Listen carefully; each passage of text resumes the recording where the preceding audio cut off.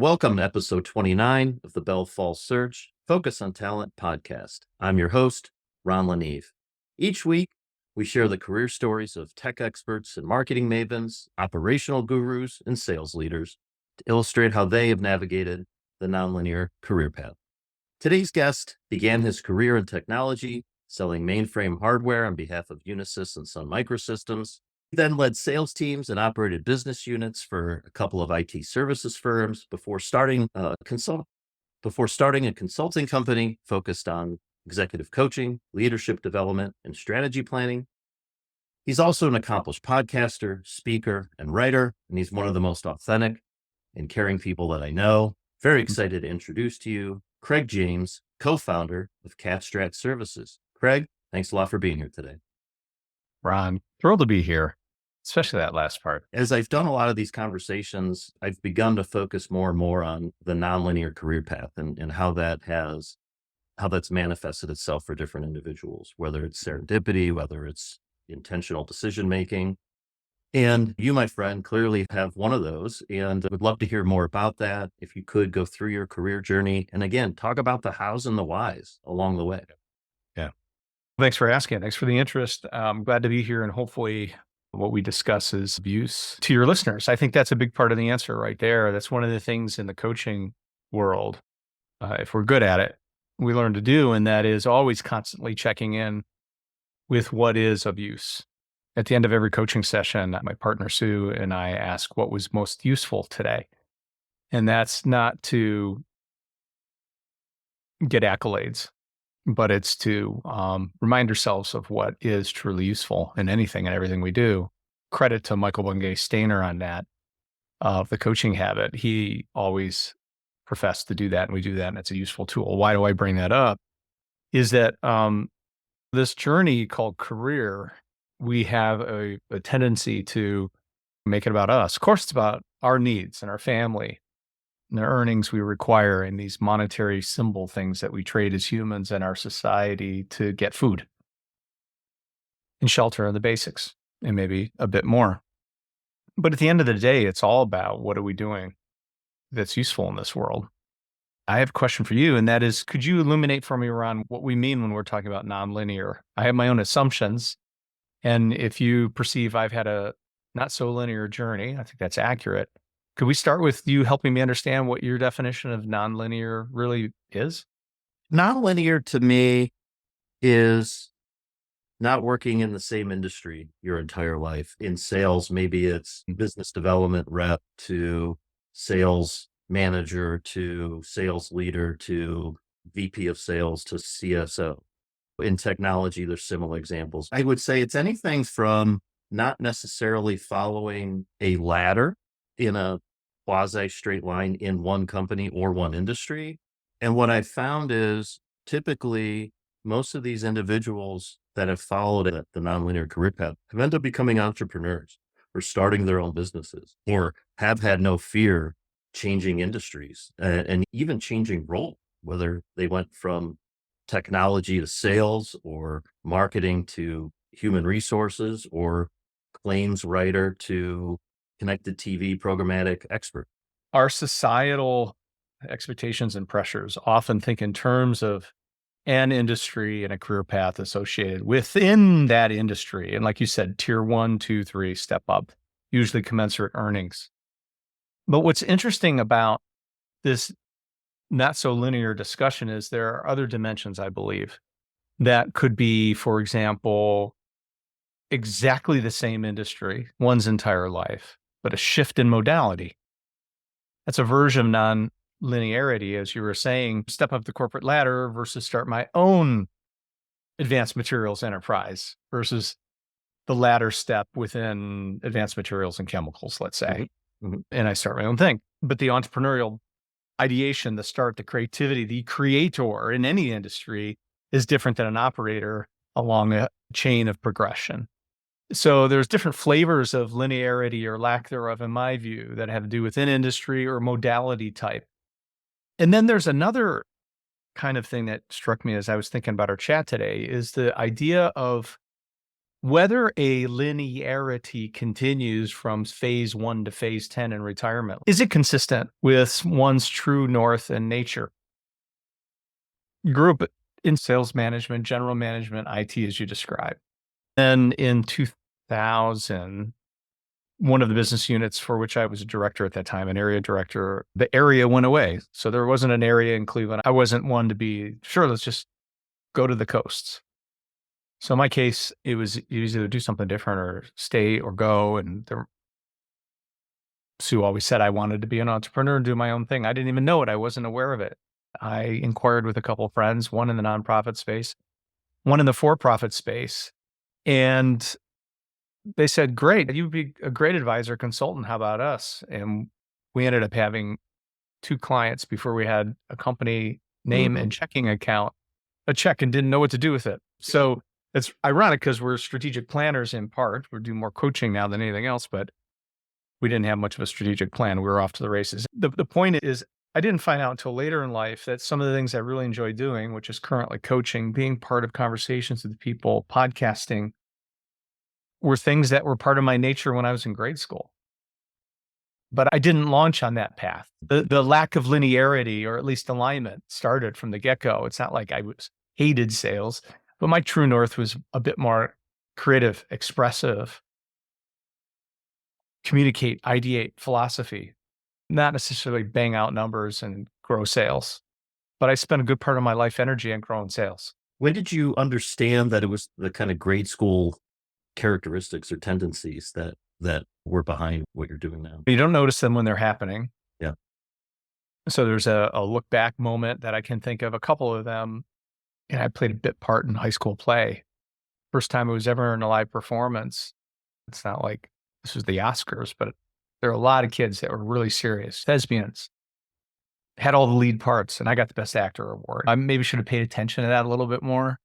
My loving parents were concerned about me having a career. So when I made the next play, they advised it's time to get a job. And I did. I didn't go through with being in that next play. Looking back, not a regret thing, but maybe there's some other signals that happened early on. And then somewhere around midlife, we just started our company, and Sue and I were regrouping, setting up our home office. We were doing the virtual remote hybrid thing before we knew what a pandemic was. This was back in the early 2000s. We're cleaning up our offices, and there's this box. I found the old grade school cards.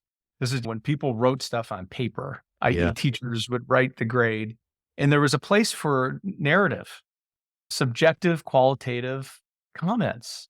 Whatever your grades weren't the point. You read what was right next to it. There was something akin to, I saw this when I was 30-something years old. Craig's got a lot of potential. He's intelligent, but he spends way too much time talking with his neighbors. I was podcasting back before we had computers. Damn it. There were signals there. Yep. Maybe there's a lesson that career discussions like this, you work brilliantly in the world of talent and thinking about what it is to work and what does career and professional path mean. Maybe we should sit down with our 5, 6, 7, 8, 13-year-olds a little more seriously about what's their real essence, their real gifts, because they're there, ready to be unfolded. But yet, nope, we ought to do this, got to do that, have to do this. I agree. AI is going to figure that out on our behalf for our children. So what was the origin to starting Cat-Strat services? I know you said how you did it, right? You had some opportunities before you actually started the company. Was it just, hey, I'm tired of the grind at the corporate level? Was it this calling to help other people? What was there some event that occurred? The catalyst was certainly the area going away for which you're area director. That was certainly a wake up. So maybe there's a point there, is that we see those as bad events. Oh God, what now? Thank God for it. And so maybe there's a message there when we feel that doom or despair or worry or uncertainty. It's a golden moment to reassess. I think one of the other key elements here is recognizing that we don't recognize those things in us. Sometimes I'm not one to say must have external reaffirmation, but if someone knows you and cares for you and they can see you like you can't see yourself, that's what we do in coaching, maybe listen. And Sue was the one, my partner in life, who said, Craig, you've always talked about doing your own thing. I literally didn't realize it. Really? Oh, okay. And I started poking around with friends, and that's how we ended up getting the gigs and launching. The other thing that's interesting about this, though, again, I'm repeating a point perhaps, is that I guess it was Steve Jobs who said that you can only see 2020 looking back. And now I realize how anti-corporate grind I was. In it, I didn't necessarily know it. I felt angst. I was getting out of shape. When we looked at my passport picture from a decade earlier, I said, now, how is it that you look 10 years older 10 years ago after I launched the firm? I could have been on a death path, literally. I Yeah. wasn't healthy. Yep. I was so concerned about performance. I was maybe working myself to death. I don't know if we'd be sitting here right now. So in retrospect, I didn't realize how much I'm not a compliant machine component guy. I'm creative, expressive, anxious, curious, hungry, wandering, philosophical. But I did comply for years, and it wasn't good for me. So entrepreneurialism saves lives, I think is what you're saying. In my case, I'm not afraid to admit we're lifestyle entrepreneurs. We were part of an incubator, part of an economic growth engine. They gave us an office. You've got to grow so many employees by such and such, build the Cat-Strat buildings, good for the economy. We almost complied to the entrepreneurial death trap. Jeff Bezos is probably doing okay. If he started with card table, I think he's doing okay if he saved his money. But for us, entrepreneurial path and a lifestyle entrepreneurship path for us might very well save my life. Sure. Yeah. That's a really interesting statement. Everyone has their different perspectives, but you get pushed a lot to just don't be a lifestyle business. And are you a personal services firm or a professional services firm? Well, there's nothing wrong with being a lifestyle firm and knowing what you want and who you want to work for and what problems you want to solve. I think that's great to admit that and not struggle with that because frankly, I do a lot. Oh, I'm not egoless. My last job was the classic. I'll never forget the pride of the corner office, the little conference room table in the office. Actually, I had two, a little meeting room table over here, and then a decorative table over there, all glass, pine trees, lights at night shining in because I'd be there working late, Yeah. my little suit and Yeah. starch cuffs and all that. To now say, look at Ron, Sue and I had a coaching session late morning today. And you know what I did right before I got up to this chair right here? I was down there on the floor sleeping, taking a nap. I was going to exercise and stretch and do some crunches. So let's talk about Cat-Strat in more detail. Where did the name come from? How have your services evolved over time? I think you alluded to that earlier, probably focusing more on coaching these days. How and why have services evolved over time?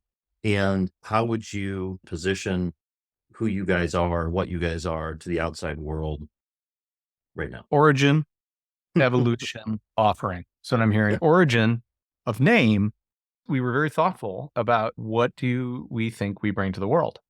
I think of Ikigai, if you're familiar with Ikigai, Ikigai,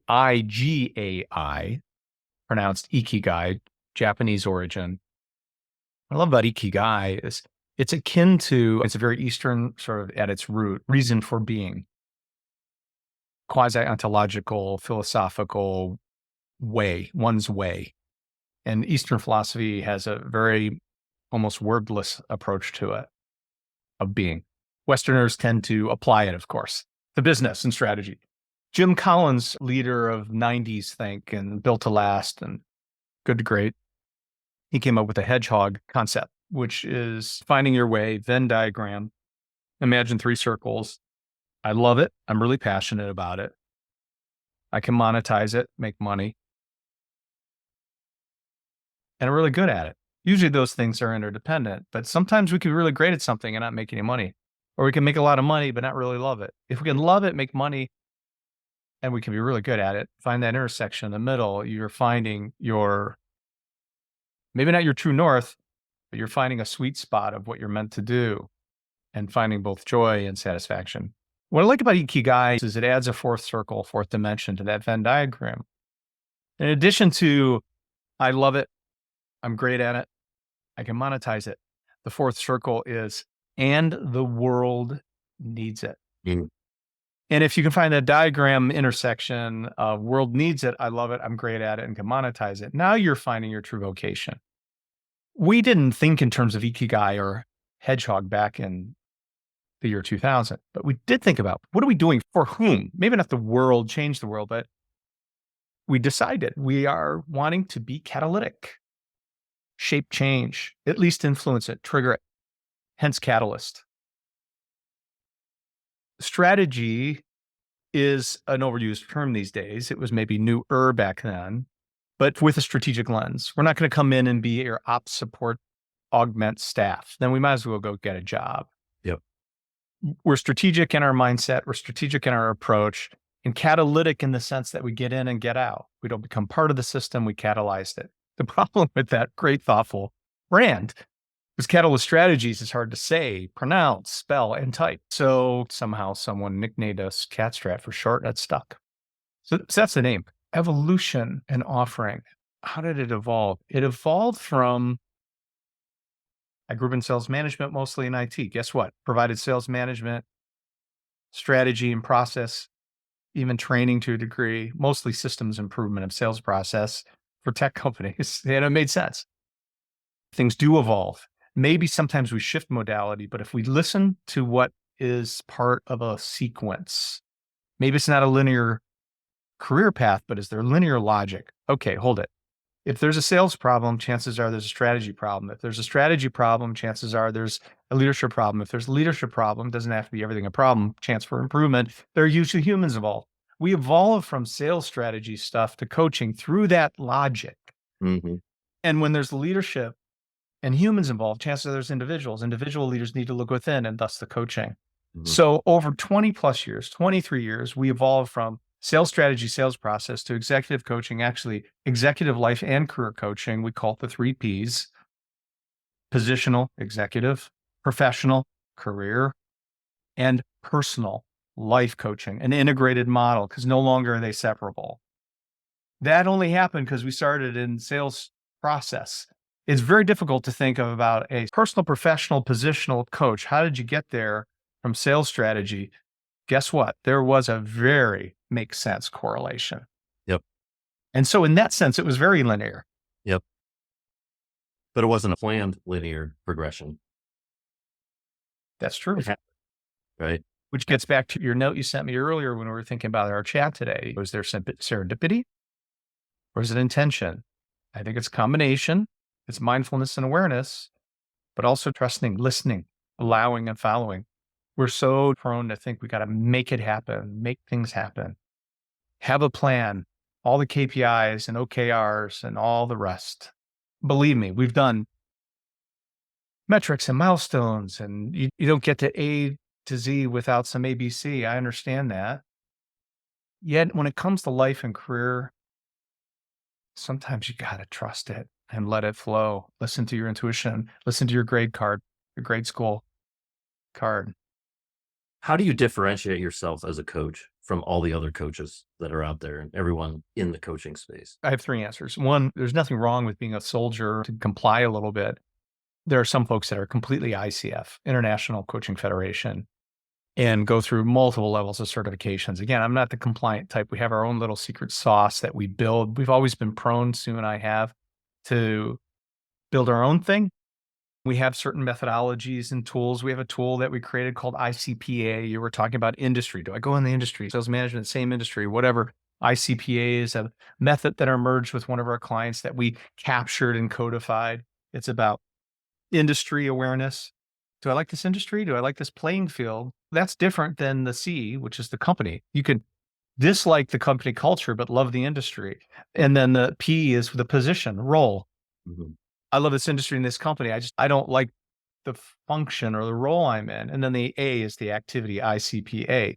I love problem solving. That may or may not be in alignment with the other parts. And sometimes when we're talking about career or professional path stuff with clients, everything gets conflated. I don't want to be here. Maybe it's because that company culture isn't right for them, but it's the perfect position for them. So we'll go through the ICPA process. So we have tools and techniques. Back to ICF, the Coaching Federation, we're also not rebellious to a fault to say we're not going to listen to thousands of people thinking about coaching every day, 7/24.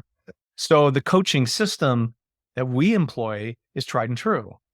And you could say, wait, Craig, that's not differentiation. That's compliant also ran. Yes and no. There's a lot of folks that call themselves coaches, but they really don't follow the coaching system and they approach the tried and true things that work in coaching. So we do those things and we add our own secret sauce. Answer number 2, differentiation is there's 2 of us. Sue and I will co-coach. Now there's a net effect from a business model standpoint. If we're both coaching, we don't necessarily charge twice as much. Sometimes we go with intuition because the energy's right. There aren't, especially, and I don't want to get into a gender thing, but there are some women with whom we work, who are in male-dominated companies and positions. And just me working with that client would be maybe slanted, and just Sue working with that client might be slanted. Some of these dynamics, Sue and I can teeter-totter very well with a client, help them navigate some of that. That's differentiator. I haven't talked to many or don't know of many couples that are in business together that coach together. Differentiation point number 2. Differentiation point number 3 is something that has emerged, and I think I'm semi-competent already, but aiming to be even more. I met with a neuroscientist yesterday who works with coaches to bring an extra secret sauce. And that is true, credible database knowledge on how this brain thing works. And if one can not just spout cool stuff that you read in an article, but understand how this machine works, how mind, body, emotion, vagus nerve, ancient lizard brain versus prefrontal cortex, they run on different clocks. When we're in fight, flight, fear, fawn, all these things are extremely real. And being with a client and being able to notice and even help them notice, hold it. This is my amygdala going wacko. We have a saying, cool the amygdala. Credit to Jim Smith, the guy who got us into coaching. Cool the amygdala. That's that acorn behind your sinuses that forces us into, oh my God, it's a snake, even if it's a stick. Fight, flight, survive, or freeze. If we can recognize, take a breath, and by time, our prefrontal cortex can kick into gear. And we breathe through our nose, we literally cool the amygdala, because the amygdala, the ancient brain, gets hot when we're freaked out and irrational. The more we know about that stuff and the more we can help our clients know about that stuff when they're about to spout off in the conference room and get fired, if all they knew is, look, all I have to do is cool my amygdala, it takes about 60 seconds for it to chill down and my prefrontal to kick in so I can be rational. 60 seconds spent. If we can bring that stuff to the coaching experience, that's a differentiation point number 3. One more Cat-Strat question, and then I want to move on to a couple other topics. What's the split between clients, I would say, as individuals versus clients as companies, where you're working with individuals in that company? It's very relevant. Consulting companies was almost everything for a lot of years. About 10 years ago, it started to do this. This is coaching. This is consulting. Like that. Most of our work now is one-on-one with individuals. Early on, when we were coaching one-on-one, it was born out of consulting gigs with companies. Now it's the inverse. Some of our one-on-one coaching with people might lead to a consulting gig with a company. The other way around. It doesn't mean our consulting isn't coach-like and our coaching isn't consult-like. So some of our consulting is personal. Yesterday I was in a whiteboard session and put the business hat on. Sometimes when we coach, we make a conscious shift to say, I'm going to be your personal business advisor. Goal, strategy, go-to-market stuff. We'll still be consultants, but with an individual. It's where we are most comfortable. If a consulting gig comes its way, we're making tangible recommendations. Consulting is subject matter expertise, advice, strategy, recommendations. You're not telling, hopefully you're asking a lot, but you're imparting knowledge, helping solve. Coaching fundamentally is about helping the individual, trusting the wisdom within, leveraging their experience and knowledge. They'll know their business and industry more than anybody. I'm not going to tell them what to do. I don't judge or grade. It helped them see it, help them pull it out of themselves. Understood. We will shift into consult mode when asked. We have some clients, like I said, yesterday was an example, help be my consultant for a minute. So we shift, but it's gone like that. And it's because mostly back to lifestyle. It's just friggin' satisfying working with people and being privileged to be part of their journey. Some might say, oh, it's just one person at a time. Okay. One person at a time, and the ripple happens. Yep. As it relates to experienced talent, we're in this time now where unemployment is very low. And That's not necessarily the case across all professions and all industries. I think it's a very specific set of areas and good for those areas. But there's a lot of professionals out there in software, in sales, in marketing, et cetera, who are on the market and are aggressively looking for their next thing and are in a highly competitive situation, applying to jobs and literally having 5, 6, 7, 800 other people applying at the same time. From your experiences, both, you know, leading business units and leading teams on the corporate side, and then now over the last several years, coaching individuals, what Sure. advice would you give people to get through these times, to differentiate themselves in an application process and an interview process? How to stand out, how to get that opportunity more than just applying to a job and throwing resumes over the wall? Matter of fact, there's a lot of reinvention clients, and that's been before we hit the record button today. You and I were talking a little bit about it's almost like old news talk about COVID. I winced to even say, oh, since COVID, it's been a very real thing. It still is. And I think we're still feeling the impact of people searching for what's it all about. What are they really meant to do? And why am I doing what I'm doing? So we're feeling and seeing an awful lot of folks that are doing an introspect that is not so much about how do I differentiate and get that job. There are some folks, of course. We live in a physical world. I've had a gap. I need to get a good job and pay the mortgage. I'm not saying that's absent, but even those are peppered with a bit more of an introspect, Ikigai look inside. What are they meant to do? So I think the very definition of work and job, not to mention hybrid and remote and all that stuff, what is work anymore? And fractional models, all this stuff has shifted it from 9 to 5 factory worker. What shift did you work? On time, off time. It's a big blend. Marriott was a client of ours years ago, and they called it the master blender before all this COVID stuff happened. They were building their hospitality model around the master blender. Even they saw that the business traveler and the family and the kid at the pool, they're not separatable. Hey, let's build a product for the business traveler and we'll build that property. Let's build a product for the family vacation weekender. So, nope, it's all the same. Master blenders. We are a master blender workforce now. And so it is, even when it's a tactical, I got to get a job, we push actually, because we think it's of service to them to say, wait a second, hold it. Do you want to go on that linear path and kill yourself and go through 1,000 interviews to get that next job? When you weren't happy then, do you want to just be not happy again? One thing that's clear is with applicant tracking systems and some AI and other stuff, the volume game has changed. The numbers have changed, it seems.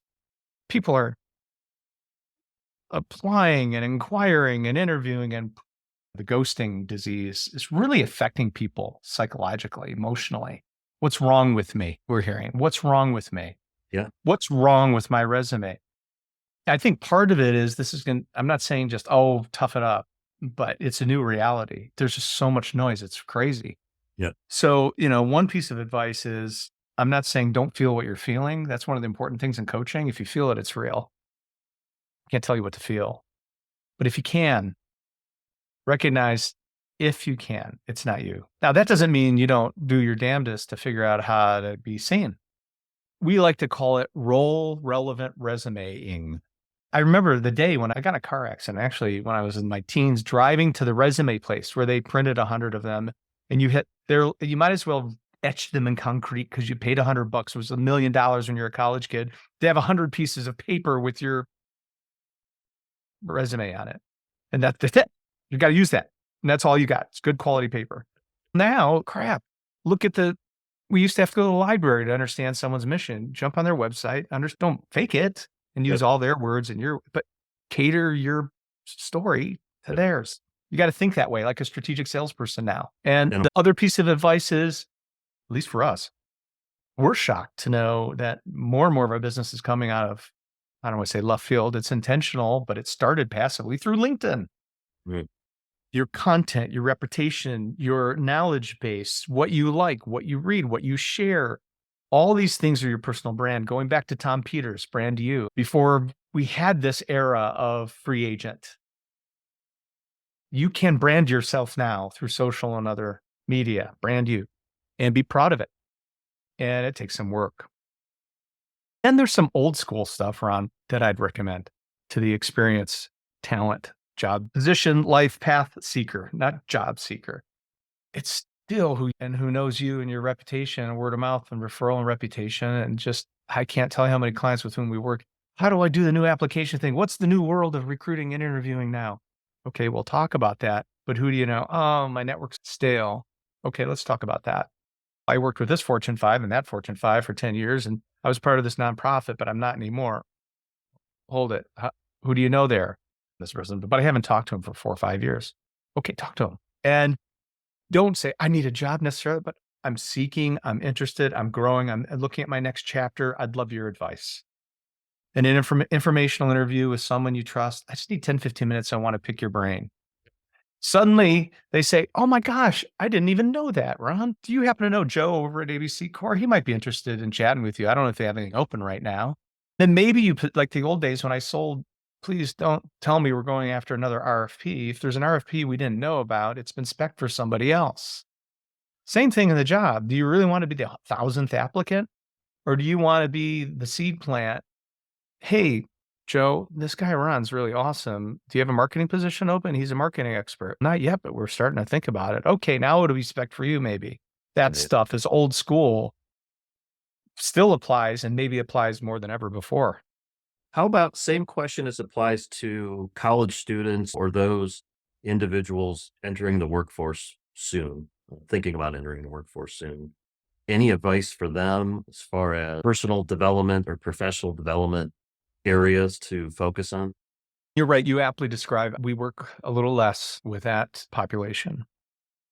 So part of this is intuitive and philosophical. And from my Yeah. own life experience, sample of one, I would say if you're entering that world, it's like that metaphor of golf. If you torture yourself with a game of golf, it all starts with the tee box. And we think, oh, don't worry about alignment too much. It's just 2 degrees here or 2 degrees there. The 2 degrees off in alignment in the tee box could be 25 yards to the right or left, out yards or 300 yards away.